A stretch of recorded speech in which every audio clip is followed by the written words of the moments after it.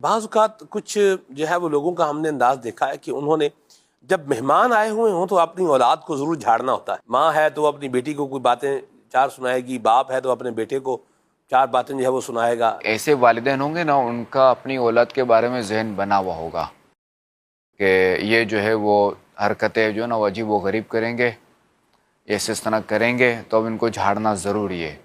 یا تو بچوں نے بچپن میں ایسی حرکتیں کی ہوئی ہوتی تو اس لیے ان کی ایک عادت ہوگی کہ یار یہ کرنا ضروری ہے. تو اب یہ ہے کہ چونکہ وہ بعض اوقات جو لڑکپن میں عادت ہوتے ہیں نا، ضروری نہیں ہے کہ بڑے ہو کر وہ عادت رہے، وہ بعد میں تھوڑے سیٹ ہو جاتے ہیں، تھوڑے سمجھدار ہوتے ہیں. ماشاءاللہ.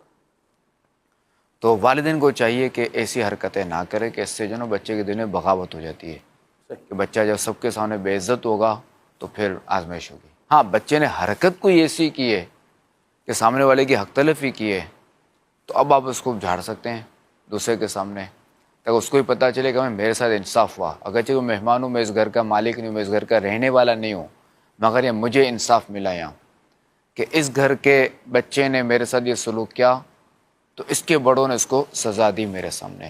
روٹین اس کو نہ بنایا، جب بھی آئے ہیں کوئی نہ کوئی روٹین نہ بنائے، کچھ لوگوں عادت میں نہ سگنیچر ٹیون ہوتی ہے، تقیہ کلام ہوتا ہے، کوئی نہ کوئی بات یہ ہوتی ہے.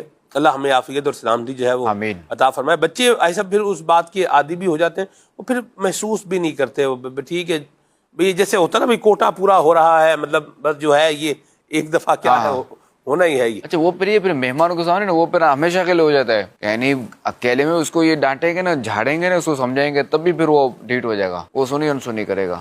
شروع میں جب اس کو ڈانٹیں گے نا تو یہ بالکل سیٹ ہو جائے گا. اب بار بار اس کو جب ڈانٹیں گے نا بات بات پہ، اب یہ ڈھیٹ ہو جائے گا. بعض وقت ہوتا ہے کہ باپ جو ہے نا خود ہی غلطی نہیں سمجھے تو پتہ نہیں تو ہوا کہ خواہ جو ہے نا وہ ہوائی فائر کر دیتا ہے. تو بعد میں بتا اچھا یوں ہوا تھا، یوں نہیں ہوا تھا.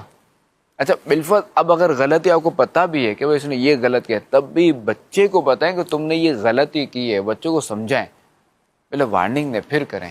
اب بچے کو بعض وقت کیا پتہ ہی نہیں ہوتا کہ مجھے کس بات پہ جھاڑو. وہ بچہ ہے، وہ ابھی اس کی عقل کم ہے. اگر وہ عقل مند ہوتا تو پھر بچہ نہ ہوتا نا.